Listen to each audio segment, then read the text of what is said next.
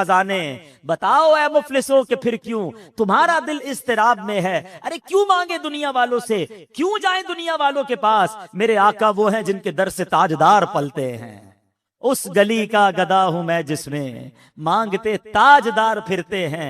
क्यों जहां के ताजदारों ख्वाब में देखी वो शय जो आज झोलियों में गदायान दर की है। अरे आका का दर जब मौजूद है तो दुनिया वालों से क्यों मांगना है। हमने अल्लाह से मांगना है। अल्लाह के हबीब अलैहिस्सलाम की बारगाह में इल्तिजा करनी है, और वो भी इसलिए करनी है कि अल्लाह ने ये दर दिखाया है। वही रब है जिसने तुझको हम तन करम बनाया, हमें भीख मांगने को तेरा आस्था बताया। तुझे हम्द है खुदाया। तो हमें दुनिया वालों से जिंदगी भर एक उसूल बना लो अपना, खुददारी होनी चाहिए ना। खुददार को गैब से अता किया जाता है। अल्लाह से ये दुआ मांगो, या अल्लाह मुझे बांटने वाला बनाना, मुझे देने वाला बनाना, कभी मांगने वाला ना बनाना। फिर देखो तुम्हारी इज्जत भी बढ़ती है, तुम्हारी रोजी में भी बरकत हो जाएगी। तो बहरहाल अल्लाह हमें कभी किसी का मोहताज ना बनाए, गैब के खजानों से अता फरमाए। दुरूद पाक पढ़ते रहिए, झोलियां भरी जाती रहेंगी। एक बार फिर मोहब्बत के साथ बावाज़े बुलंद दुरूद पाक पढ़ ले। सल्लु अलल हबीब मुहम्मद सल्लल्लाहु अलैहि वसल्लम। आज माशाअल्लाह दुरूद पाक पर काफी जबरदस्त कलाम हुआ। एक और शानदार वजीफा, अल्लाह अकबर, बल्कि शायद मैं ये कहूं तो गलत नहीं होगा कि अफजल तरीन वजीफा। जी हाँ, आज उस पर बात करेंगे, और वो कितना अहम है हमारी जिंदगी में, हमारे ईमान के लिए, वो भी इंशाअल्लाह पता चल जाएगा। साहबी रसूल हजरत शद्दाद बिन औस रदी अल्लाह तआला फरमाते हैं कि हम सहाबाए किराम अलैहिम रिदवान, अल्लाह पाक के आखिरी नबी रसूल हाशमी सल्लल्लाहु अलैहि वसल्लम की खिदमत में हाजिर थे। आप अलैहिस्सलाम ने हमसे पूछा, हल फीकुम गरीबुन, क्या कोई तुम में अजनबी तो नहीं बैठा। तो सहाबाए किराम ने कहा, नहीं हुजूर, हम सारे मुसलमान ही हैं और कोई गैर नहीं है। तो नबी पाक अलैहिस्सलाम ने फरमाया, ऐसा करो, दरवाजे बंद कर दो। साहबा ने दरवाजे बंद कर दिए। अब आप अलैहिस्सलाम ने फरमाया, इरफअू अयदियकुम वक़ूलू ला इलाहा इल्लल्लाह, हाथ ऊपर उठा लो और ला इलाहा इल्लल्लाह पढ़ना शुरू कर दो। हज़रत शद्दाद बिन औस कहते हैं, हम सब ने हाथ ऊपर उठाए और कलमा पाक पढ़ना शुरू कर दिया। कुछ देर इसी तरह हम जिक्र करते रहे, नबी पाक जिक्र करवाते रहे, और उसके बाद मालिक के जन्नत कासिम निअमत सल्लल्लाहु अलैहि वसल्लम ने खुशखबरी सुनाते हुए फरमाया, अबशिरू फइन्नल्लाह कद गफर लकुम, तुम्हें बशारत हो कि बेशक अल्लाह पाक ने तुम्हें बख्श दिया है। मजीद आप अलैहिस्सलाम ने यह भी फरमाया कि अल्हम्दुलिल्लाह, ए अल्लाह पाक, तूने मुझे ये पाकीज़ा कलमा देकर भेजा, इसे पढ़ने का हुक्म दिया और उस पर जन्नत का वादा भी फरमाया। बेशक तू अपने वादे के खिलाफ नहीं करता। सुभान अल्लाह। तो कलमा तैयबा अफदलु जिक्र ला इलाहा इल्लल्लाह, इसके कमाल के फजाइल हैं। क्या खूबसूरत शेर शायर लिखते हैं ना, हस्बी रब्बी जिसने कहा फैज के दरिया को पाया, गौहर मकसद हाथ आया, ला इलाहा इल, खुल जाए दर जन्नत के, दोज़ख की सब आग बुझे, दिल से कोई एक बार कहे ला इलाहा इल्लल्लाह। पढ़ो ला इलाहा इल्लल्लाह, ला इलाहा इल्लल्लाह। सुभान अल्लाह।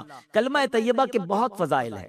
याद रहे, ये अफजल तरीन जिक्र भी है, बेहतरीन वजीफा भी है।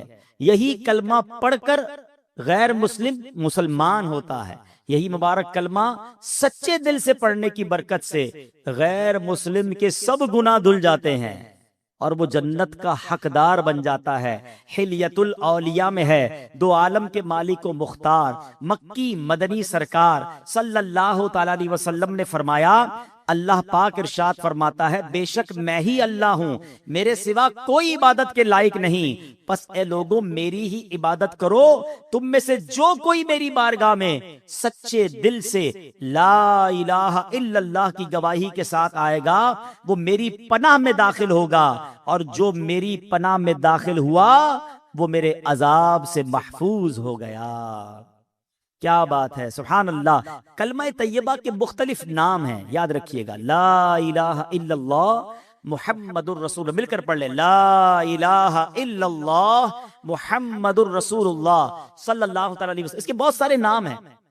इसका एक नाम कलमा तौहीद भी है, कलमा इखलास भी है, इसे कलमा एहसान भी कहते हैं, इसे कलमतुत तकवा भी कहते हैं। इस मुबारक कलमे का एक नाम कलिमा साबिता, यानी साबित शुदा कलमा, पक्का कलमा, नाम मिटने वाला कलमा, हमेशा रहने वाला कलमा भी है। सुभान अल्लाह। इतने हदीस और इतने फजाइल हैं इसके बारे में। सहाबी रसूल हजरत अबू हुरैरा रदियल्लाहु तआला अन्हु फरमाते हैं, मैंने अल्लाह पाक के आखिरी नबी रसूल हाशमी सल्लल्लाहु तआला अलैहि वसल्लम की खिदमत में अर्ज की, ये बुखारी शरीफ की हदीस है कि या रसूल अल्लाह सल्लल्लाहु तआला अलैहि वसल्लम, कयामत के दिन आपकी शफाअत से हिस्सा पाने वाले खुशनसीब लोग कौन होंगे? फरमाया, ए अबू हुरैरा, मेरा गुमान यही था कि तुमसे पहले मुझसे कोई ये बात नहीं पूछेगा। नबी पाक को ये भी पता था सवाल कौन पूछेगा मुझसे। फरमाया, क्योंकि मैं हदीस सुनने के मामले में तुम्हारी हिर्स को जानता हूं। फिर फरमाया, ए अबू हुरैरा, कयामत के दिन मेरी शफाअत पाने वाला खुशनसीब वो होगा जो सच्चे दिल से ला इलाहा इल्लल्लाह कहेगा। एक बार फिर पढ़ लें, ला इलाहा इल्लल्लाह मुहम्मदुर रसूलुल्लाह सल्लल्लाहु तआला अलैहि वसल्लम। हजरत उस्मान बिन मालिक रदियल्लाहु तआला से रिवायत है, रसूल रहमत शफी उम्मत सल्लल्लाहु तआला अलैहि वसल्लम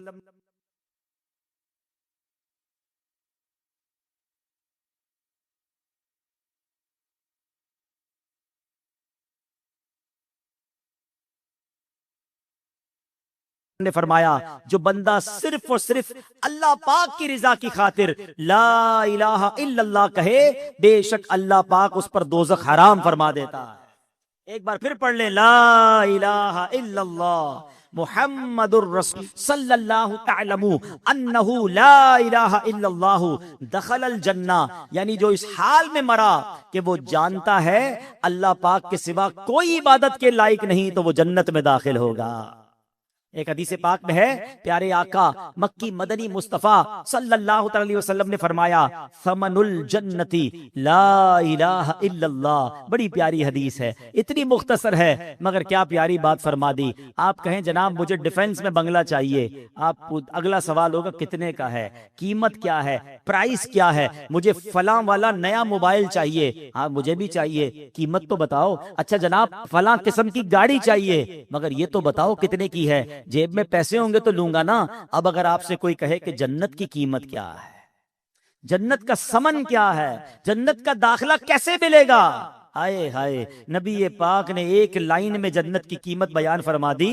आका फरमाते, समनुल जन्नह ला इलाहा इल्लल्लाह। आका फरमाते जन्नत की कीमत ला इलाहा इल्लल्लाह। फिर पढ़ लो, ला इलाहा इल्लल्लाह मुहम्मदुर रसूलुल्लाह सल्लल्लाहु अलैहि वसल्लम। एक और रिवायत में है, रसूल अकरम नूरे मुजस्सम सल्लल्लाहु ताला अलैहि वसल्लम ने फरमाया, मफातीहुल जन्नती शहादतु ला इलाहा इल्लल्लाह। जन्नत की चाबियां ला इलाहा इल्लल्लाह की गवाही देना है।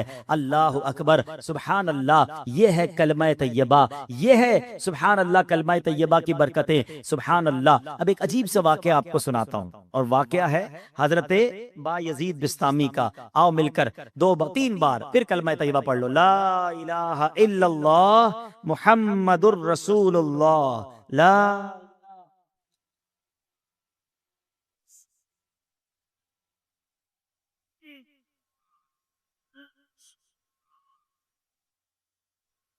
वाह वाह वाह, पढ़ते रहा करो यार, जबान को आदी बनाओ। पता है आपको, अभी आगे हदीस सुनोगे आप, अफदलुज जिक्र, लोग पूछते हैं ना यार सबसे अफजल जिक्र बताए, हदीस के अल्फाज है अफदलुज जिक्र ला इलाहा इल्लल्लाह। सबसे अफजल अगर कोई जिक्र है ना तो वो ला इलाहा इल्लल्लाह है। पढ़ते ही नहीं है। इंशाल्लाह आगे इस पर बात करते हैं। मैं वाकया सुनाता हूं। हजरत बायजीद बिस्तामी रहमतुल्लाहि तआला अलैह एक मर्तबा सफर में थे। आपको गैब से आवाज आई, ए बायजीद समआन नामी शहर में जाओ, वहां के गैर मुस्लिमों के साथ उनके ईद के इज्तिमा में शिरकत करो। बायजीद फरमाते हैं कि अल्लाह पाक की पनाह, मैं गैर मुस्लिमों के त्यौहार में शिरकत करूं? आपने कहा कि नहीं, ये मेरे लिए पैगाम नहीं हो सकता। रात सोए, ख्वाब में फिर यही आवाज आई, बायजीद जाओ और गैर मुस्लिमों के फला त्यौहार में, ईद में शिरकत करो। फिर ये कहते मैं उठ गया, ख्वाब से कांपने लगा, सोच रहा था कि ये किसकी आवाज है, मुझे कौन पैगाम दे रहा है, कहीं शैतान की तरफ से तो नहीं। कह रहे मैं बेदार था तो जागते में आवाज आई, ऐ बायजीद डरने की जरूरत नहीं, तुम मेरे फर्मा बरदार हो, मगर गैर मुस्लिमों वाला लिबास पहनो, उनके इज्तिमा में जाओ, एक राज है इसमें। अब हजरत बायजीद अल्लाह के बरगुजीदा बंदों में से हैं। अब समझ गए कि ये शैतान की तरफ से आवाज नहीं है, ये रहमान की तरफ से पैगाम है। आपने लिबास पहना और आप चले गए गैर मुस्लिमों के त्यौहार में।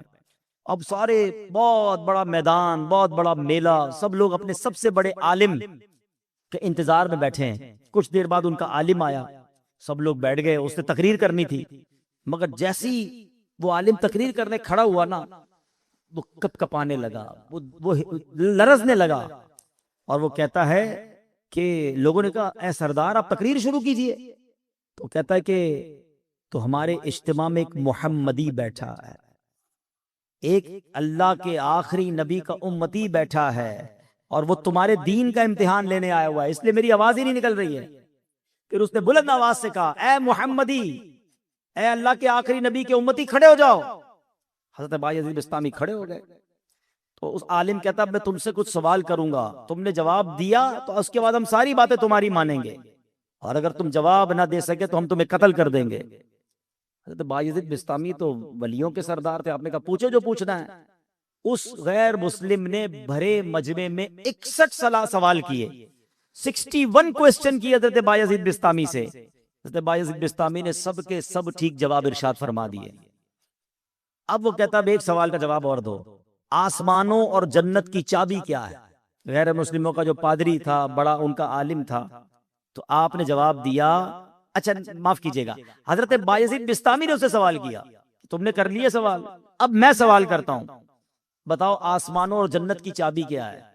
तो जो गैर मुस्लिमों का आलिम था ना, वो कहता है आसमानों और जन्नत की चाबी कलमा तैयबा ला इलाहा इल्लल्लाह मुहम्मदुर रसूलुल्लाह है। अल्लाह ने उसकी, अल्लाह पाक ने उसकी जबान पर हक जारी कर दिया। अब अपने इतने बड़े आलिम की आवाज सुनकर, उसका जवाब सुनकर, उस मैदान में हजारों गैर मुस्लिम थे, सब के सब कलमा पढ़कर मुसलमान हो। अल्लाह अकबर, या नहीं, जारी रहेगा फैजान कलमा तैयबा। अच्छा, अब यहां बड़ी खूबसूरत बात उलमा ने लिखी कि कलमा तैयबा के फजाइल तो बहुत सारे, लेकिन इसके तकाजे पूरे करना भी जरूरी है। फरमाया कि हजरत ज़ैद बिन अरकम रदी अल्लाह तआला से रिवायत है, रसूल ज़ीशान मक्की मदनी सुल्तान अलैहिस्सलातु वस्सलाम ने फरमाया, जिसने इखलास के साथ ला इलाहा इल्लल्लाह कहा वो जन्नत में दाखिल होगा। सहाबा किराम ने अर्ज़ की, या रसूल अल्लाह सल्लल्लाहु अलैहि वसल्लम, कलमा तैयबा का इखलास क्या है? फरमाया ये कि बंदा अल्लाह पाक की हराम करदा चीजों से बचता रहे। अब ऐसा नहीं सिर्फ ला इलाहा इल्लल्लाह पढ़ता रहे भाई जन्नत में चले जाएंगे। एक मर्तबा वहाब बिन मुनब्बा रहमतुल्लाहि तआला की खिदमत में अर्ज किया गया, क्या कलमा तैयबा जन्नत की चाबी नहीं है? फरमाया क्यों नहीं है, बिल्कुल है, लेकिन हर चाबी के दंदाने होते हैं ना, हैं? अगर तुम इन दंदानों के बगैर ताला खोलना चाहोगे तो ताला नहीं खुलेगा। सुभान अल्लाह, कितनी प्यारी मिसाल दे दी कि कलमा तैयबा जन्नत की चाबी है, मगर उसके दंदाने क्या है? नमाज है, रोजा है, हज है, ज़कात है, जो फराइज हैं वो उसके ताले की चाबी के दंदाने हैं। तो गोया कलमा भी पढ़ना है, नमाज भी पढ़नी है, रोजे भी रखने हैं, फर्ज हो जाए तो हज भी करना है। चलो हज के बारे में भी थोड़ी सी बात कर लूं, क्योंकि हज का सीजन आया हुआ है। जनाब, बड़ी तादाद में वो लोग हैं जिन पर हज फर्ज हो जाता है मगर वो हज नहीं करते। इसको आसान ना समझना, जिस तरह नमाज फर्ज है ना, जिस तरह रोजा फर्ज है। आपको पता है इस्लाम के 5 पिलर, बचपन से पढ़ रहे हैं, 5 अरकान इस्लाम, स्कूल में थे जब से, मदरसे में जब से पढ़े, सबने पढ़े होंगे। कौन कौन से हैं? नमाज, रोजा, हज, ज़कात और तौहीद का इकरार, कलमा पाक पढ़ना। तो अब कलमा तो पढ़ लिया, अच्छा नमाज को अब भी लोग पक्का फर्ज समझते हैं। बाज लोग ज़कात और हज को इतनी अहमियत नहीं देते, ये भी पिलर है इस्लाम का। और हज न करना, अब मैं जो हदीस सुनाने जा रहा हूं ना, वो बड़ी हिला देने वाली है। हदीस पाक का मजमून है, नबी पाक फरमाते हैं, जो कोई शख्स इस्तिताअत के बावजूद, यानी ताकत रखता है, पैसे भी हैं, घर वालों को भी नान नफका दे सकता है, ऐसी सेहत भी है कि हज कर सके, इस्तिताअत के बावजूद हज न करे, आका फरमाते मुझे कोई परवाह नहीं वो ईसाई होकर मरे या यहूदी होकर मरे। यानी माज अल्लाह उसके ईमान पर खात्मा ना होने का खौफ है। लोग कहते हैं यार बस हज करना है तो वो जरा बच्ची की शादी कर लूं फिर कर लूंगा, वो जरा कारोबार सेट कर लूं फिर कर लूंगा, आजकल बड़ी गर्मी है, हज जरा ठंड में आएगा ना फिर कर लूंगा। और अल्लाह के बंदों, हमें नहीं पता हम जिंदा रहेंगे नहीं रहेंगे अगले हज तक। कई लोग पिछले हज में हमारे साथ थे, इस बार नहीं है। अगर फर्ज है तो देर न करें, और अगर तुम ये समझते हो ना कि दो चार काम अटके हुए हैं वो ठीक हो जाए तो हज करूंगा, अरे तुम्हारी भूल है, वहां चले जाओ, सारे काम उधर से ही तो बन जाते हैं। बिगड़े हुए बनते हैं सब काम मदीने में, बिटते हैं जहां भर के आलाम मदीने में। मुश्किल में हो तो जाओ ना आका की दरबार में। और लोग कहते थोड़े पैसे, मतलब हज के पैसे तो हैं मगर इससे ज्यादा नहीं है, वो कम हो जाएंगे। भूल है तुम्हारी, हदीस पाक सुनाता हूं जिसका मजमून है हज करो गनी हो जाओगे। हाँ, हज करने से माल में भी बरकत हो जाती है, तो हज में सुस्ती नहीं। हज एक ही बार फर्ज है, एक बार कर लिया फिर बार बार नहीं है। लेकिन जिसने एक बार भी नहीं किया, अच्छा एक और अजीब फिनोमिना, उम्रे करते रहते हैं, हर साल उम्रा करते, हज हज नहीं किया। अरे भाई तुम 100 उम्रे कर लो, तुम्हारा फर्ज अदा नहीं हुआ है। कोई 100 नफल पढ़े और फर्ज ना पढ़े तो क्या होगा, फर्ज अदा हो जाएगा? नहीं होगा ना, फर्ज पढ़ना पड़ेगा ना। ये बिल्कुल इसी तरह हज करना पड़ेगा। और मैं आपको सच बताऊं, किसी आशिक के रसूल के साथ हज कर लिया ना, फिर हज की बार बार किए बगैर चैन आएगा नहीं। हज का मजा भी और है, हज का लुत्फ ही और है। अरफात का मैदान, मुजदलिफा की रातें, मिना की बहारें, आओ जुमेरात की रात है, हज का जिक्र हुआ है। अल्लाह से दुआ करते हैं अल्लाह कलमा पाक की बरकत से इसी साल हम सबको हज नसीब फरमा दे। अल्लाह तेरे खजानों में कमी नहीं, हमें इसी साल तेरे घर आकर लब्बैक पढ़ना भी नसीब फरमा दे। मेरे रब के खजानों में कमी नहीं है, लेकिन हज करने की पक्की नीयत रखो। और अगर हज फर्ज हो गया तो इसकी ताखीर ना करें। तो पता चला कलमा जो है वो जन्नत की चाबी तो है, लेकिन जनाबे वाला उसके दंदाने भी हैं। और उसके दंदाने क्या हैं? उसके दंदाने ये हैं कि नमाज पढ़े, रोजा रखे, और हज फर्ज हो तो हज अदा करे, ज़कात के शराइत पाए जाए तो ज़कात दे। फिर देखिए इंशाअल्लाह ये जन्नत की चाबी कैसे काम करती है। हजरत नूह अलैहिस्सलाम ने एक बार अपने बेटे को कमाल की नसीहत फरमाई। हजरत नूह अलैहिस्सलाम का आखिरी वक्त आ गया, आपने अपने बेटे को नसीहत करते हुए फरमाया, बेटा मैं तुम्हें 2 बातों का हुक्म देता हूं और 2 बातों से मना करूंगा। बेटा मैं तुम्हें हुक्म देता हूं कि कलमा तैयबा ला इलाहा इल्लल्लाह की कसरत करते रहो। बेशक अगर तराजू के एक पलड़े में 7 आसमानों और 7 जमीनें रख दी जाएं, दूसरे पलड़े में कलमा तैयबा रख दिया जाए, तो 7 आसमानों और 7 जमीनें का जो वजन है उसके मुकाबले में कलमा तैयबा का वजन बढ़ जाएगा। दूसरी नसीहत फरमाई, बेटा सुबहान अल्लाही व बिहम्दिही की कसरत किया करो। बेशक ये हर चीज की तस्बीह है, इसकी बरकत से मखलूक को रोजी दी जाती है। दूसरा वजीफा क्या मिल गया? सुबहान अल्लाही व बिहम्दिही, सुबहान अल्लाही व बिहम्दिही, सुबहान अल्लाही व बिहम्दिही। रोजी में कमाल का वजीफा है। जिसकी रोजी में प्रॉब्लम हो रोज सुबह कम से कम 112 बार पढ़ लिया करो। अब आइए फरमाते, बेटा मैं तुम्हें मजीद 2 नसीहतें करता हूं, शिर्क और तकब्बुर से बचते रहना। तो ये 2 बातें पॉजिटिव जो करने वाली हैं, 2 बातें जिनसे बचना है, इसको पकड़ लीजिए। कलमा पाक और सुबहान अल्लाह व बिहम्दिही का जिक्र करना है, और शिर्क और तकब्बुर से बचना है। ये हजरत नूह अलैहिस्सलाम की सुबहान अल्लाह वसीयत भी है और शानदार नसीहत भी है। और सुबहान अल्लाह कलमा पाक की एक और फजीलत सुने। हज़रत अब्दुल्लाह इब्ने अब्बास फरमाते हैं दिन और रात में कुल 24 घंटे हैं, और कलमा तैयबा के हुरूफ भी 24 ही हैं। जो एक बार कलमा तैयबा पढ़ता है उसका हर हर्फ 1 घंटे के गुनाहों का कफारा बन जाता है। बस जब बंदा हर रोज 1 मरतबा कलमा तैयबा पढ़े उस पर कोई गुनाह बाकी नहीं रहता। अब सोचो जो दिन में कई कई बार कलमा पाक पढ़ता है उस पर कितना अजर व सवाब मिलता होगा।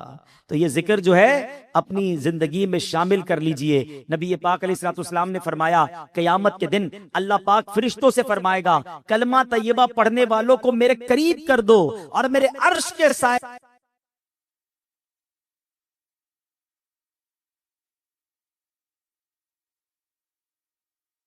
में जगा दो, बेशक मैं इनसे मोहब्बत करता हूं। अल्लाह का महबूब बनना है तो कलमा पाक का विर्द कीजिए। अल्लाह अकबर। मैंने एक शुरू में बात कही थी कि अफदलु जिक्र क्या है। अब हदीस सुन लो। अहमद मुज्तबा रसूल खुदा सल्लल्लाहु अलैहि वसल्लम ने फरमाया, अफदलु जिक्र ला इलाहा इल्लल्लाह व अफदलु दुआ अल्हम्दुलिल्लाह। आका फरमाते हैं अफजल जिक्र है ला इलाहा इल्लल्लाह और अफजल दुआ है अल्हम्दुलिल्लाह। तो सुभान अल्लाह, कल शुक्र भी अदा करना है। बहरहाल मेरे प्यारे इस्लामी भाइयों, अब एक और अहम बात, सुभान अल्लाह, कि हमें जब आखिरी वक्त किसी का आ जाए ना, किसी मुर्दे का, किसी शख्स का आखिरी वक्त, इंतकाल का वक्त करीब आ जाए, तो उस वक्त उसके पास जाकर कलमा पाक की तलकीन करनी चाहिए, कलमा सिखाना चाहिए। नबी पाक का फरमान, लकिन लकिनू मौताकुम ला इलाहा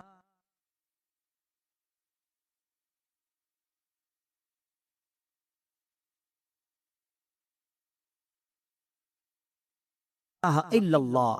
अपने मुर्दों को ला इलाहा इल्लल्लाह की तनकील करो, यानी जो मरने के करीब हो उसे कलमा सिखाओ, इस तरह के उसके पास बुलंद आवाज से कलमा पढ़ो। अब इसका तरीका भी समझ ले। बाज़ औक़ात पता है क्या गलती करते हैं, किसी का आखिरी वक्त हो, उसके पास जाकर कहते कलमा पढ़ो, ला इलाहा इल्लल्लाह पढ़ो, ला इलाहा इल्लल्लाह मुहम्मदुर रसूलुल्लाह पढ़ो। ये नहीं करना चाहिए।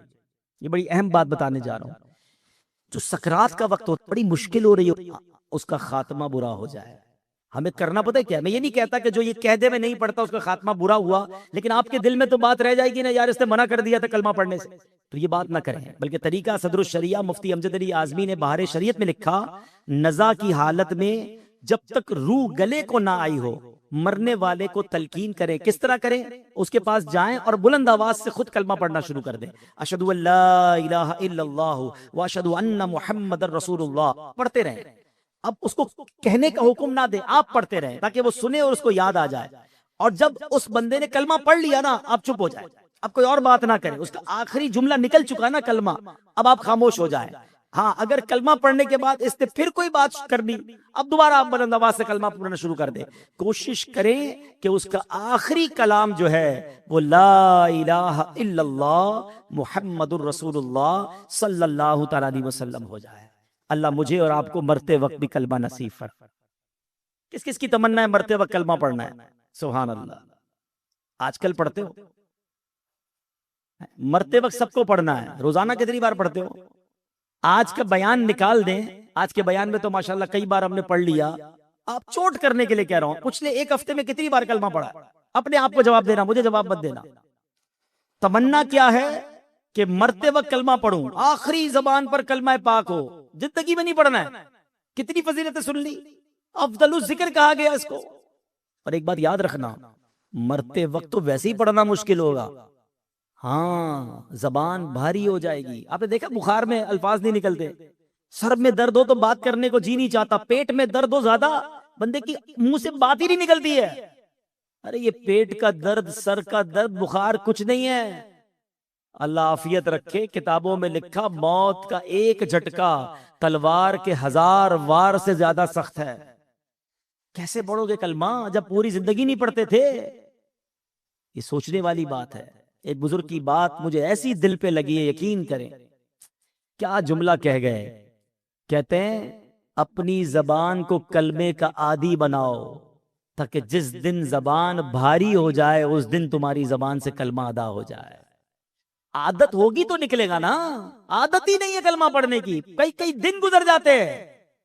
अरे होना क्या चाहिए कि मैं सुबह एक तस्बीह कलमा पाक की पढ़ूं, शाम एक तस्बीह कलमा पाक की पढ़ूं, जब मौका मिले जबान से ला इलाहा इल्लल्लाह मुहम्मदुर रसूलुल्लाह निकलता रहे, पढ़ते ही नहीं है। अच्छा, इसको मैं एक और तरीके से समझाता हूं। ये जो गंदी महफिलें, बुरी महफिलें, बुरे दोस्तों के साथ बैठते ना बैठा करो। हैं, गाने सुनना, फिल्में देखना, गीबतें करना, गालियां देना।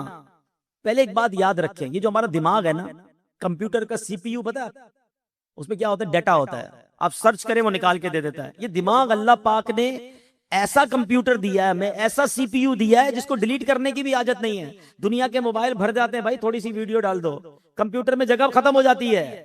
50 साल का हो गया हूं मैं, मेरे बचपन की वीडियो भी दिमाग में मौजूद है। सबके साथ ऐसा है ना?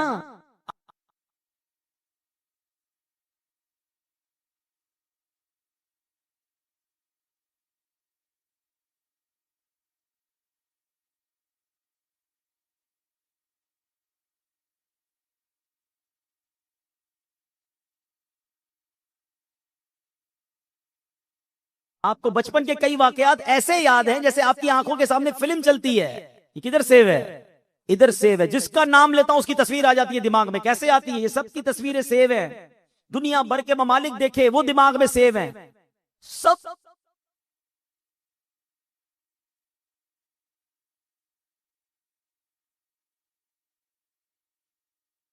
बातें अल्लाह पाक ने ऐसी कमाल की चीज दी है, सेव है।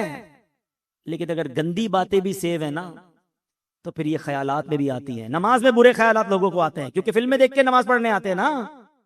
और ये बुरी बातें जो कर, देखो इस सीपीयू में जाने का तरीका क्या है? इनपुट हमारे दिलो दिमाग में जाने के 3 रास्ते हैं। एक बात याद रखिएगा, दूध तो जब गिरेगा ना, जब गिलास में दूध होगा, अच्छा इसमें मैं थोड़ा सा शरबत मिला दूं, लाल शरबत हो जाए, अब धक्का लगेगा तो क्या गिरेगा? शरबत गिरेगा। समझ रहे हो ना मेरी बात? ये प्रैक्टिकल से समझा रहा हूं आपको। बर्तन में जो होता है वही छलकता है, बर्तन में जो होता है ऐसा ही है। अब आओ मैं समझाता हूं। जिसके दिमाग में बुरी बातें हैं ना, गंदी बातें हैं, बुरी महफिलों में बैठा है, गलत देख रहा है, गलत सुन रहा है, गलत बोल रहा है, जब धक्का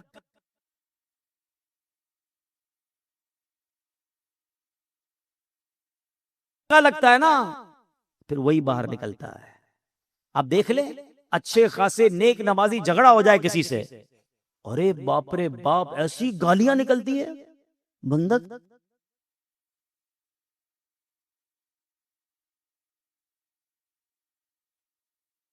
इसको क्या हो गया यार? पता चलता है कहीं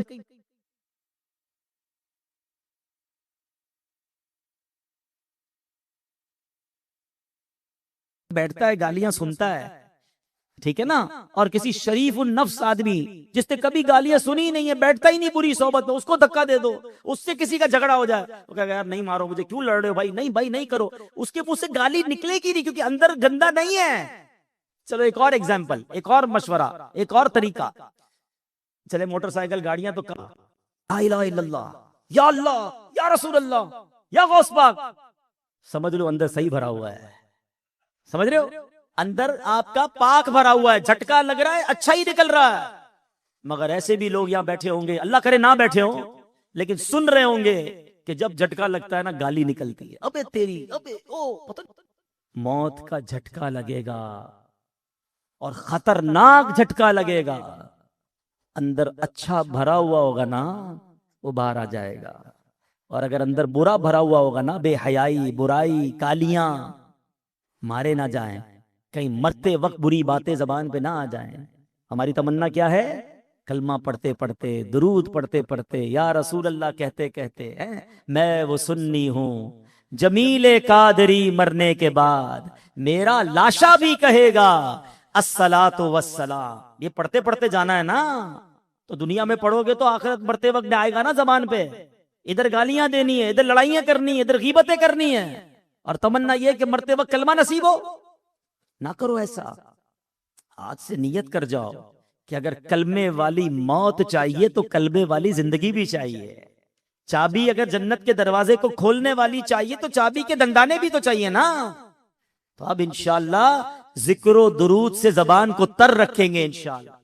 क्या बात है मेरे पीरो मुर्शिद की, बचपन से इनकी नाते सुन रहे हैं, अब हदीसें पढ़ पढ़ के और समझ आती हैं कि क्या दुआएं, क्या इल्तिजाएं अमीर अहले सुन्नत ने अपने कलामों में लिख दी हैं। क्या खूबसूरत शेर था। आप हम बहुत पुरानी नाते और हम पढ़ते थे, जिक्रो दुरूद हर घड़ी विरदे ज़बां रहे, विरदे ज़बां रहे, मेरी फजूल गोई की आदत निकाल दो, मेरी फजूल गोई की आदत निकाल दो। तो अब नियत करते हैं इंशाअल्लाह रोजाना कम से कम 313 बार दुरूदे पाक और 200 बार कलमाए पाक पढ़ेंगे इंशाअल्लाह। अच्छा, कलमाए पाक में एक और अदद बताता हूं, एक हदफ बताता हूं आपको। अच्छा, वो कोशिश करें, 1 महीने का टारगेट दे रहा हूं आपको। अल्लाह करे कि मुझे और आपको इस बार हज की सआदत मिल जाए तो उधर कर लेंगे इंशाअल्लाह, उधर नहीं जा सके तो इधर कर लेंगे। अब वो वजीफा ऐसा है, आपका ईमान ताजा हो जाएगा। बस ये मेरा बयान मैं अब एंड कर रहा हूं, लेकिन ये वजीफा सुभान अल्लाह, हदीस से सुन लो। नबी पाक सल्लल्लाहु अलैहि वसल्लम का फरमान के हदीस पाक है। पहले मैं आपको इसकी फजीलत सुना देता हूं। कि नबी पाक हदीस में आता है कि जो 70,000 मर्तबा कलमा तैयबा पढ़ ले उसकी मगफिरत कर दी जाती है। ये रिवायतों में आता है, ठीक है। 70,000 पढ़ना है। अब ये जरूरी नहीं कि एक ही महफिल में पढ़ ले, आप एक महीने का टारगेट रख लें कि यार इस महीने, वैसे माशाल्लाह महीना शुरू होने वाला है, जुल्हिज्जा का मुबारक महीना भी है, अभी से शुरू कर दे यार, मैं बकरा ईद तक 70,000 पूरे कर लूंगा। अब इस पे फरमाए ला इलाहा इल्लल्लाह, ला इलाहा इल्लल्लाह पढ़ता रहे, हर 100 के बाद एक बार मुहम्मदुर रसूलुल्लाह सल्लल्लाहु अलैहि वसल्लम पढ़ ले। अब इसके बारे में सुभान अल्लाह एक बड़ी खूबसूरत रिवायत भी है किताबों में। हजरत मुहय्यिद्दीन इब्न अरबी एक जगह दावत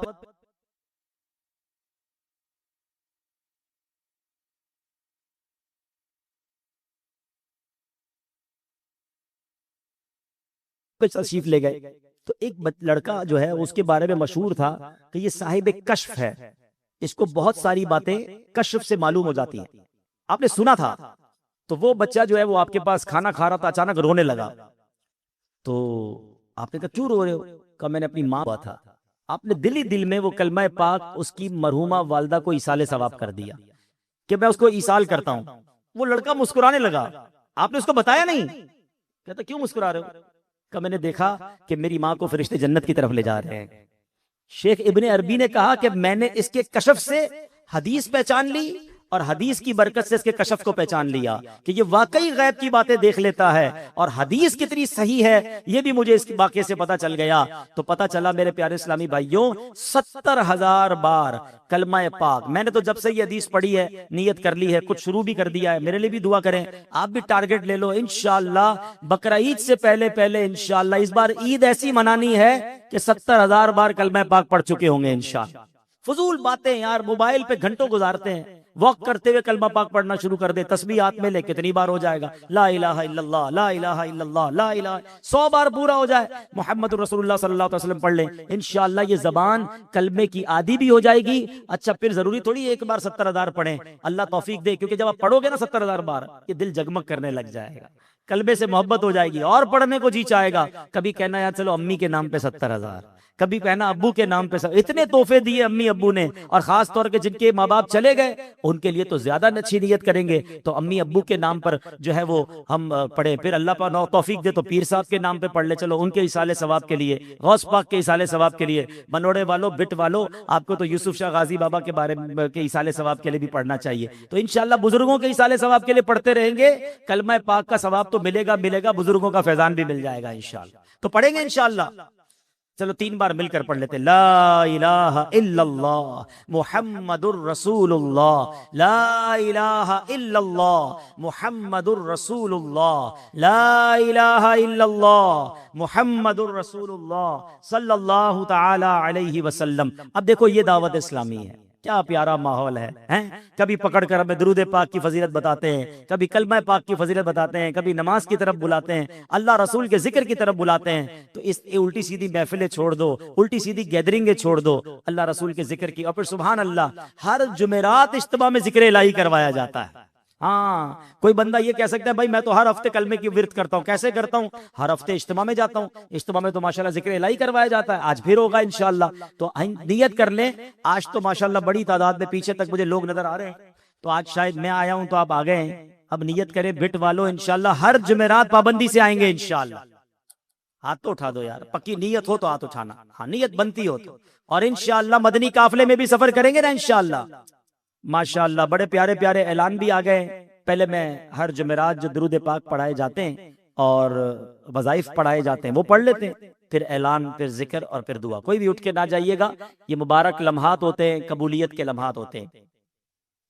बुजुर्गों ने फरमाया जो शख्स हर शबे जुमा और जुमेरात की दरमियानी रात, यानी जो रात चल रही है ना, ये दुरूद पाक शरीफ पाबंदी से कम एक मरतबा पढ़े, मौत के वक्त सरकार मदीना सल्लल्लाहु अलैहि वसल्लम की जियारत करेगा, कब्र में दाखिल होते वक्त भी, यहां तक कि वो देखेगा कि सरकार मदीना सल्लल्लाहु अलैहि वसल्लम उसे कब्र में अपने रहमत भरे हाथों से उतार रहे हैं।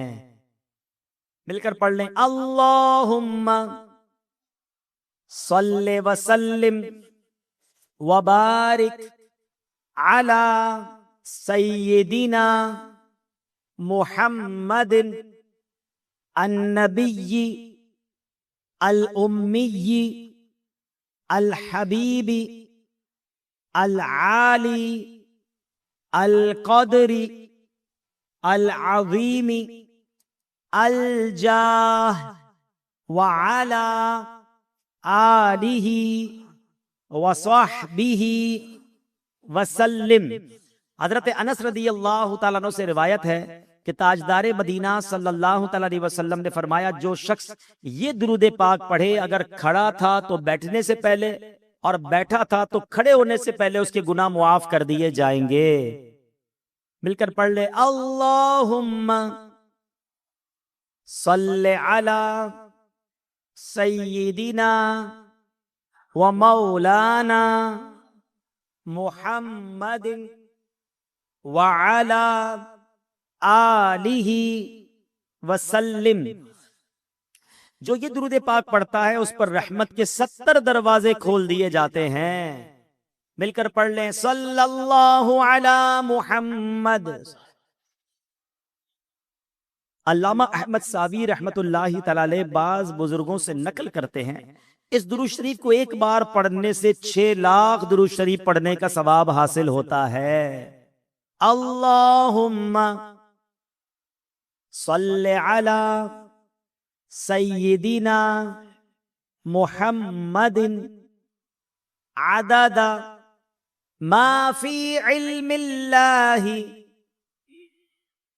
स्वलातन दाइमतन बिदवामी मुल्किल्लाह।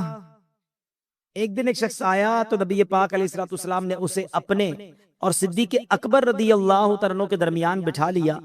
उससे सहाबा किराम को हैरत हुई कि ये कौन बड़े मर्तबे वाला शख्स है। जब वो चला गया तो प्यारे आका अलैहिस्सलाम ने फरमाया, ये जब मुझ पर दुरूद पाक पढ़ता है तो यूं पढ़ता है। आइए मिलकर पढ़ते हैं, अल्लाहुम्मा सल्ले अला मुहम्मदिन कमा तुहिब्बु व तर्दा लह। शाफ़े उमम सल्लल्लाहु तआला अलैहि वसल्लम का अजमत वाला फरमान है, जो शख्स यूं दुरूद पाक पढ़े उसके लिए मेरी शफाअत वाजिब हो जाती है। मिलकर पढ़ ले, अल्लाहुम्मा सल्ले अला मुहम्मदिन व अंजिलहुल मक़अदा अल मुक़र्रबा इंदका यौमल क़ियामह। हजरत इब्ने अब्बास रदियल्लाहु तआला अन्हु से रिवायत है कि सरकार मदीना सल्लल्लाहु ताला अलैहि वसल्लम ने फरमाया, इसको पढ़ने वाले के लिए 70 फरिश्ते 1000 दिन तक नेकियां लिखते हैं। मिलकर पढ़ लेते हैं, जज़ल्लाहु अन्ना मुहम्मदन मा हुवा अहलुह। फरमाने मुस्तफ़ा सल्लल्लाहु तआला अलैहि वसल्लम, जिसने इस दुआ को 3 मरतबा पढ़ा गोया उसने शबे कदर हासिल कर ली। मिलकर पढ़ लें, ला इलाहा इल्लल्लाहु अल हलीमुल करीम सुब्हानल्लाहि रब्बिस समावाति अस्सब्इ व रब्बिल अर्शिल अज़ीम। ला इलाहा इल्लल्लाहु अल हलीमुल करीम सुब्हानल्लाहि रब्बिस समावाति अस्सब्इ व रब्बिल अर्शिल अज़ीम। ला इलाहा इल्लल्लाहु अल हलीमुल करीम सुब्हानल्लाहि रब्बिस समावाति अस्सब्इ व रब्बिल अर्शिल अज़ीम। सल्लु अलल हबीब। माशाअल्लाह, ऐलान यह है कि अल्हम्दुलिल्लाह जामियतुल मदीना फैज़ान महमूद शाह जजीरा बाबा आइलैंड में दाखिले जारी हैं। तो जो लोग अपने बच्चों को आलिम बनाना चाहते हैं, बल्कि खुद भी बनना चाहिए, तो ये बड़ी नेमत है, इसमें दाखिला लीजिए। सच्ची बात यह है कि हर घर में एक आलिम दीन होना चाहिए। कहते ना हर खानदान में एक डॉक्टर होना चाहिए, कोई कहता वकील होना चाहिए। सच्ची बात यह हर खानदान में एक आलिम होना चाहिए, एक हाफिज होना चाहिए जो हमारी मगफिरत का जरिया बने। देखे मदनी मुन्ने के अब्बू ने हाथ उठा दिया, अच्छी बात है ना कि माशाल्लाह ऐसे बहुत सारे होंगे। इसी तरह जामियतुल मदीना फैजान रजा केमाड़ी गायब शाह, उनके पास भी दाखिले जारी हैं। मदरसतुल मदीना बिट जजीरे में कायम और मनोड़ा और बाबा जजीरे में भी कायम है। माशाल्लाह मुझे हमारे निगरान साहब जब हम कश्ती में आ रहे थे इस पूरे इलाके की कारकर्दगी बता रहे थे। चूंकि ये बयान लाइव भी जा रहा है तो मैं दुनिया भर के व्यूअर से एक बात करना चाहता हूँ कि ये बड़े गरीब इलाके हैं, लेकिन माशाल्लाह यहाँ के लोगों का जज्बा है, मस्जिद भी बनाते, आइलैंड है, ये जजीरे हैं। तो मुझे बताया कि बिट में इतने तलबा हैं मदरसे में कि 150 बच्चे वेटिंग लिस्ट पर हैं, जगह नहीं है। तो मैंने कहा इंशाल्लाह आप हमें बताएं, उसका एस्टिमेट दें। हम किसी अल्लाह के बंदे को कहेंगे कि वो यहाँ मदरसा एक और बना दे ताकि यहाँ के बच्चे बच्चियाँ हाफिज बने, आलिम बने। तो इसी तरह इन जजीरों पे मजीद मस्जिदों की भी हाजत है। तो जो हमें दुनिया भर के नाजरीन सुन रहे हैं या दीगर यहाँ आशिकान रसूल सुन रहे हैं, देखिए मैं इस मस्जिद में कई साल पहले भी आया था और ये मस्जिद बनाने वाले, क्या नाम है माशाल्लाह मस्जिद का?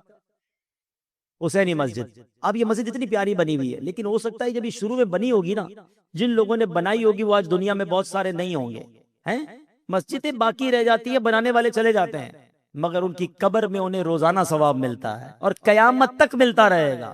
तो हम सब भी जिंदगी में कोई ऐसा काम कर लें, हम सब ने जाना है, मगर कयामत तक हमें नेकियां मिलती रहें। अल्लाह मुझे भी आपको भी ऐसी नेकियां करने की तौफीक अता फरमाए। आमीन बिजाहिन नबी अमीन सल्लल्लाहु अलैहि वसल्लम। सल्लू अलल हबीब।